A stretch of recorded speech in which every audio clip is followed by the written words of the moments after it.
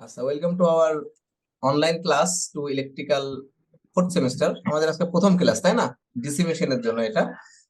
তো আমরা জানি আমাদের ক্লাসের প্রথম যে টপিকটাই থাকে যে আমাদের বই টোটাল বইয়ের ওভারভিউটা থাকে প্রথম ক্লাসে, যে আসলে আমরা আহ, একটা সাবজেক্ট আমরা কোন অধ্যায় থেকে কোন কোন বিষয়গুলো থাকে এবং কোন অধ্যায় থেকে ম্যাথ থাকে, কোনগুলো থেকে বড় প্রশ্ন থাকে, ঠিক আছে, এইগুলো আর।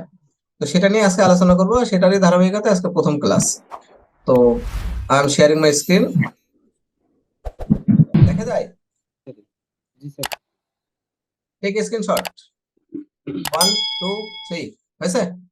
আচ্ছা, তাহলে আমরা সেই প্রথম থেকেই আমাদের ধারাবাহিকতা অনুসারে আমাদের যেভাবে আমরা ক্লাস করে থাকি আর কি। প্রথম দিন আমাদের সুপার সাজেশন নিয়ে আমরা কথা বলি, যে আমাদের টোটালি বইটাই স্টুডেন্টদের একটা নর্মালি একটা রিকোয়ারমেন্ট থাকে, স্যার সুপার সাজেশনটা একটু দেন বা সাজেশনটা একটু দেন কয়েকদিন ক্লাস করার পর। তো এই অভাবটা আমি প্রথম দিনই পূরণ করে দিই, ঠিক আছে, যাতে স্টুডেন্টরা আর বাসায় পড়াশোনা না করে, তাই না? কারণ ওটা আলটিমেটলি প্রথম দিন দিয়ে দিলে পড়াশোনা করে না, ওটা রেখে দেয় আলমারিতে, ঠিক আছে? তো এটা করা যাবে না। হ্যাঁ, প্রথম দিন আমার সুপারসাজেশন দেওয়ার অর্থ হচ্ছে তোমাকে you have to start your study journey, ঠিক আছে? প্রথম থেকে শুরু করতে হবে কোনগুলো, যেইগুলো নর্মালি তোমরা শীট দেখে যেগুলো তোমরা শেষ করতে পারবা, ঠিক আছে? অর্থাৎ নর্মাল যে প্রশ্নগুলো, হুম, যেমন কিছু পার্থক্য রিলেটেড কিছু প্রশ্ন থাকে, বর্ণনামূলক কিছু প্রশ্ন থাকে, ঠিক আছে, যেগুলো তোমরা নিজেরাই পারবা, ঠিক আছে? যেহেতু আমার কাছ থেকে প্রথম থেকে দেখে আসছো তোমরা, খুব সহজ ভাবে আমি লিখি, সেইভাবে তোমরা পারবা, ঠিক আছে? তাহলে আমরা এই অনুযায়ী একটু দেখি। প্রথমে আমরা দেখতে পাচ্ছি যে ডিসি মেশিন, ঠিক আছে? তাহলে আমরা দেখি প্রথম অধ্যায় থেকে আমরা আমরা টোটাল দেখতে পাচ্ছি মাত্র কয়টা প্রশ্ন বলতো বাদল, কয়টা প্রশ্ন দেখা যাচ্ছে এখানে মোট? 15.16 স্যার। হ্যাঁ, তার মানে মাত্র কয়টা প্রশ্ন? 16টা প্রশ্ন। খুবই কুল, ঠিক আছে? তার মানে টোটাল একটা সেমিস্টারে একটা বইয়ে 16টা প্রশ্ন যদি আমরা পড়তে চাই, আহ, মানে তাহলে কি খুব বেশি সময় লাগার কথা? মাত্র না না 16টা প্রশ্ন। আমরা যদি 16টা প্রশ্ন, আমাদের প্রথম ইয়েটা হচ্ছে যে বইটা যত মোটাই থাকুক না কেন, বই থেকে টেনে ধরে প্রশ্নগুলো যদি বের করে নিয়ে আসতে পারি, ঠিক আছে, তাহলে it will be so so easy for you, ঠিক আছে? তো সেটাই আমরা করি। মাত্র 16টা প্রশ্ন, এটা মনে করো 16 দিনও লাগবে না।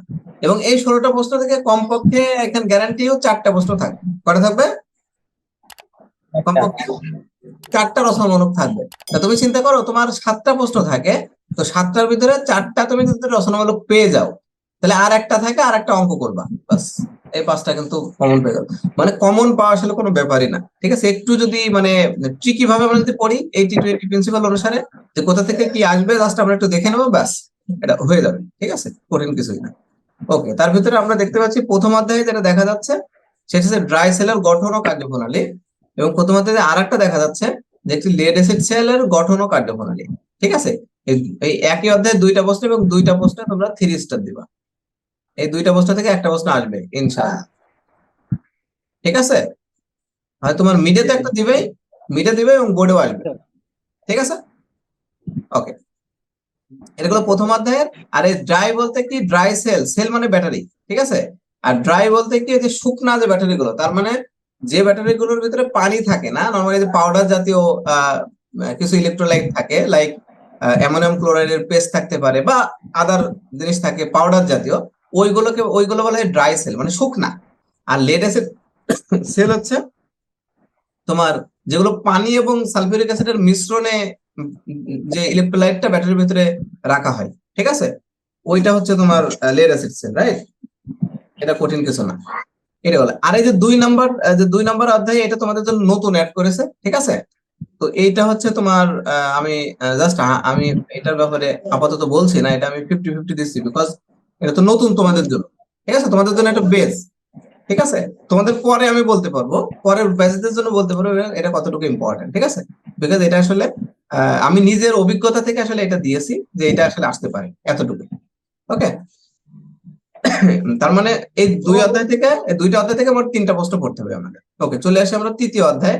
তৃতীয় অধ্যায়ে তেমন কোনো প্রশ্ন থাকে না। দেখো, যেইগুলো আমরা 3 স্টার দেবো সেগুলো হচ্ছে রচনামূলক, আর যেগুলো 2 স্টার দেবো সেইগুলো হচ্ছে সংক্ষিপ্ত, ঠিক আছে?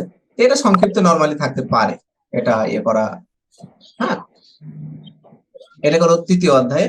আর চতুর্থ অধ্যায় তেমন কিছু নাই। পঞ্চম অধ্যায় থেকে একটা প্রশ্ন আছে, ঠিক আছে? 2টা প্রশ্ন আছে, তো একটা হচ্ছে এইটা, এই যে এটা থাকবে আশা করি সংক্ষিপ্ত আকারে, এটা থাকবে। এই যে তোমার এইটা ফ্যারাডে ইলেকট্রোলাইসিস সূত্র, ফ্যারাডে হ্যাঁ খুবই ইম্পর্টেন্ট, এবং সংক্ষিপ্ত আকারে থাকবে ইনশাআল্লাহ। ঠিক আছে, বলে দিলাম। আর এই যে এখানে রচনামূলক একটা আছে, কার্বনের উপরে কপারের ইলেকট্রোপ্লেটিং। এই যে ইলেকট্রোপ্লেটিং, ঠিক আছে, হ্যাঁ এইটা হচ্ছে 3 স্টার। ঠিক আছে, এটাও ইম্পর্টেন্ট। তার মানে আমাদের যে 16টা প্রশ্ন আছে অ্যাকচুয়ালি সবগুলোই যে মানে তোমাদের বইয়ে সবগুলো রচনামূলক হিসেবে আছে, কিন্তু রচনামূলক আকারে সবগুলো থাকবে না। ঠিক আছে, তো যেগুলো 2 স্টার দিব এগুলো দেখবা যে তোমার সংক্ষিপ্ত আকারে থাকবে, রাইট। তারপরে চলে আসে এই যে খুবই খুবই ইম্পর্টেন্ট অধ্যায় আমরা চলে আসছে, সেটা হচ্ছে 6 অধ্যায়। বেসিক্যালি তোমাদের এই বইটা অ্যাকচুয়ালি 6 অধ্যায় থেকে শুরু।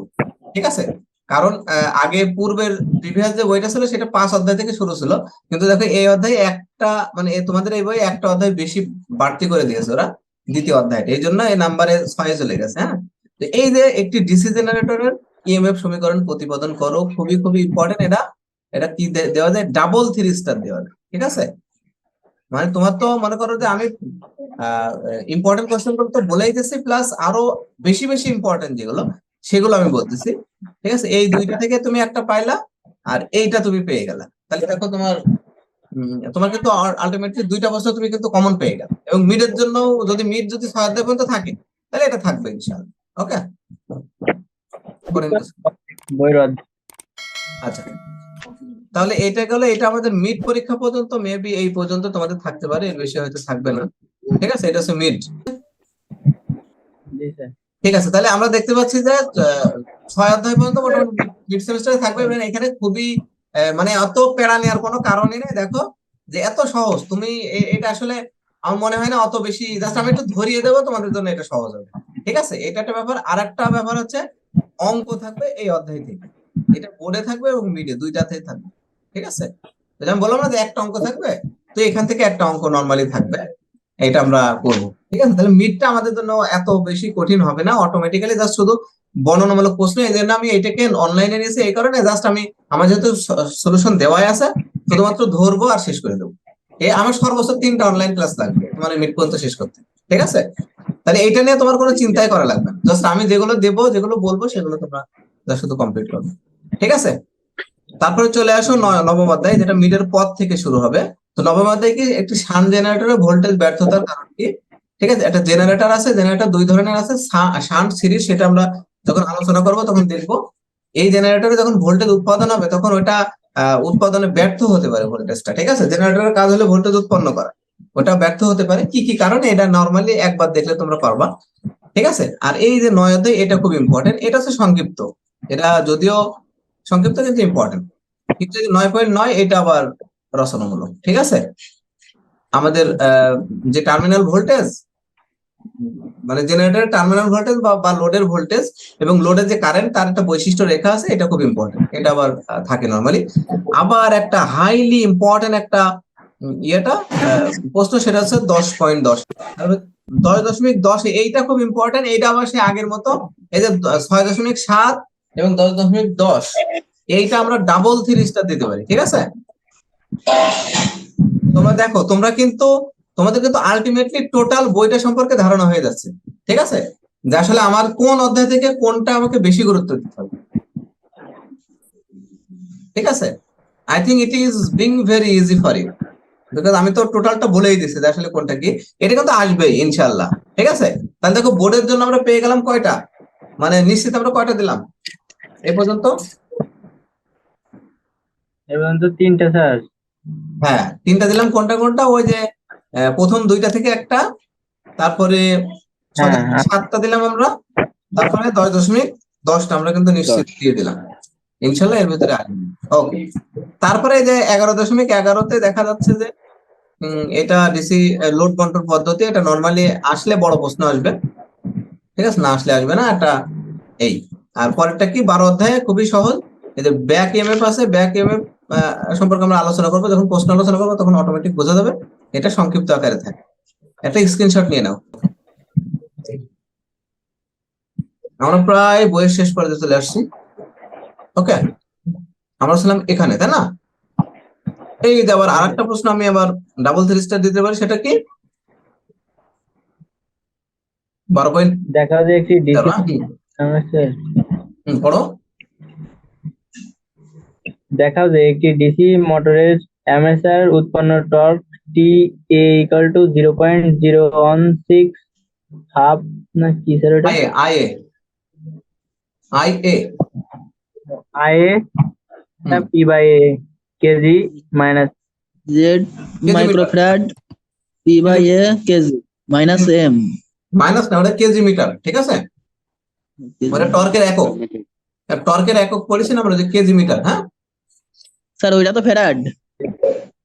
ফ্যারাড কোথায় পেলে বাবু তুমি এখানে? জেড এর ডান পাশে এইটা। এটা এটা জি স্যার। ফাই ফাই ভাই ইয়া আই হ্যাঁ হ্যাঁ ফাই। ওকে, এটা খুব ইম্পর্টেন্ট। আর একটা ইম্পর্টেন্ট এই যে দিয়ে দিলাম খুব সুন্দরভাবে, এই যে দুইটা থেকে একটা, আবার ডাবল থ্রি স্টার। মানে আমি বলবো না যে কোনটা, তবে সেটা বলে দিচ্ছে কোনটা বেশি ইম্পর্টেন্ট। এখানে ডিসি মোটরের জন্য 3 পয়েন্ট স্টার্টারের সচিত্র বর্ণনা, আবার চিত্র সহ 4 পয়েন্ট স্টার্টারের সচিত্র বর্ণনা, এই দুইটা থেকে একটা ইনশাল্লাহ পাবা। বাট এদের ভিতরে যদি বলে ইম্পর্টেন্ট কোনটা বেশি, আমি বলবো প্রথমটা বেশি, ঠিক আছে? কিন্তু কিন্তু একটাও বাদ দেওয়া যাবে না। তাহলে মোটামুটি আমাদের কয়টা প্রশ্ন পেয়ে গেলাম আমরা? এনাদের 5টা স্যার, হুম 5টা না 5টা স্যার, উপরে 3টা আর এই নিচে 2টা। রাব্বি বুঝতে পারছো? জি স্যার। আতিকা একটু কথা বলো। জি স্যার, বুঝতে পারছি। কেমন লাগলো এই যে 5টা প্রশ্ন তোমাকে আমি দিয়ে দিলাম, কেমন লাগলো? জি স্যার, পরীক্ষার আগে তো স্যার পাশ করে গেলাম তাহলে। ভালো লাগছে। একদম পাস না, এ প্লাস পাস বলতেছো কেন? ঠিক আছে। জি স্যার। আচ্ছা, এই যে এর ভিতরে মনে করো 5টা দিলাম, এখন যদি মনে করো তোমরা যদি শুধু পাশের চিন্তা করো, তাহলে আমার জন্য এটা আসলে খুবই দুঃখের কারণ, ঠিক আছে? এটা তো পাস তো কোনো ব্যাপারই না, সাবজেক্টে পাস আপনি যে এ প্লাস পাবো। আপনি যেভাবে দেখাইছেন স্যার, আশা করি এ প্লাস পাবো। ইনশাল্লাহ ইনশাল্লাহ, গুড। এবার এখান থেকে আমাদের যেটা করতে হবে, আমরা মোটামুটি অঙ্ক করব। কয় অধ্যায়? এই যে আমরা এখানে সম্ভবত তোমাদের এই যে অঙ্ক, এখানে 13 অধ্যায়ের একটা অঙ্ক আছে। 13 অধ্যায়টা আমরা প্রশ্ন যেহেতু নাই, কিন্তু অঙ্ক আছে, ঠিক আছে? আর মেবি 10 অধ্যায় আছে, 13 অধ্যায় আছে, অঙ্ক আমি একটু লিখে দিই, তোমরা একটু এটা ইয়ে করে নিতে পারো, নোট ডাউন করে নিতে পারো।